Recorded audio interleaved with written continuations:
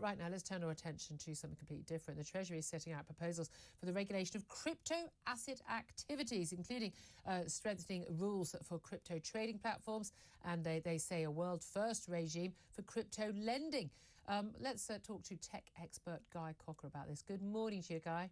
Morning, Julia. Thank you very much for joining us. Now, I'm going to get you to Janet and John this for me. Let's start way back. First of all, cryptocurrencies. We've all heard of Bitcoin. We've heard a lot more about some other cryptocurrencies recently. Some, basically collapsing, going bust, and people ending up in court and the like.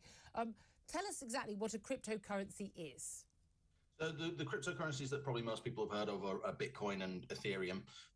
There are thousands that are out there, and a lot of them are essentially scams or Ponzi schemes and have no utility at all. But the ones that are popular and I think probably have a future are Bitcoin and Ethereum. And that's because Bitcoin is used like gold as a store of value. There's a limited amount of it. There's only ever going to be 21 million coins that are going to be available. So that provides a scarcity that's attractive to people who want to store value or transfer funds internationally without borders. And also it has the benefit of, there's no central government or bank that's controlling it, so they can't print more of it and therefore devalue it. But of course, that's the key thing. They don't have a central bank funding it, or gold reserves. Used to be on the gold standard here in the UK, where it's underwritten by a national government, and therefore. And we were talking about Bitcoin in particular. Well, it's sort of underwritten by every single person who owns Bitcoin altogether. But actually, these things only have value if we say they have value. They don't really exist. Yeah, 100%. Yeah, it only has value and utility if the next person is going to believe in its utility and want to purchase it from you. So that's its inherent value. I mean, you could say the same about traditional, what they call fiat money, that only has a value because you trust that the government is going to exist tomorrow and is going to support this. And so it's the same concept. But yeah, there's been so much turmoil in the crypto markets over the last sort of 6 months. But assets like Bitcoin are down about 70% at the moment, even though they've had a rally in the last month or so. Bitcoin's gained about 35% as of today over the last month, which is quite impressive. Not so much if you bought it in the kind of crazy highs of last year. But if you bought it 10 years ago, you're sitting fine. But that's the crucial thing. When do you know to get out of it? Well, let's talk about then what the Treasury is posing to do. Because to a certain extent, can any national government regulate an international, effectively unregulated currency?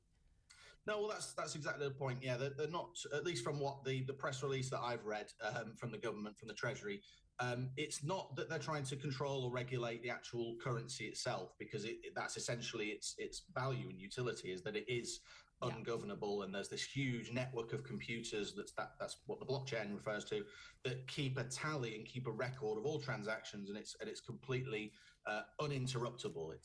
That's the value of it. Yeah. What they're saying is that they want to strengthen rules for crypto trading platforms. So those are platforms like the big ones are called Binance and Coinbase.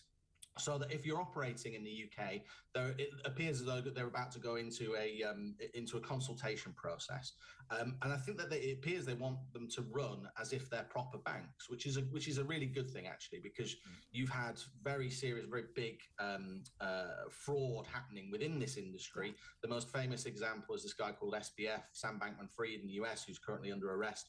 Actually, he wasn't in the US; he was in the Bahamas, which sort of tells you everything you need to know. Had fled to the Bahamas, I think is the exact phrase.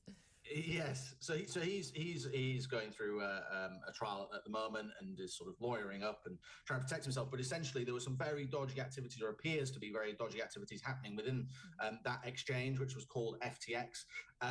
There was a large number of UK people that were involved in this company, and some of them were storing up to £1 million of value of whatever coins they were holding on this exchange. And when it went, and when it was appeared to be doing some pretty underhand things like lending out to other companies that are connected to that company, things that a traditional bank would never be able to do.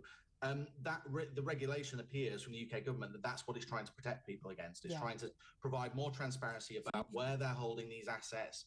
Are they lending them out? Are they engaging in risky activity? How safe they are. Just finally, very briefly, do you hold any cryptocurrency yourself, and should the average person be doing this, or with anything other than a little bit of spare cash?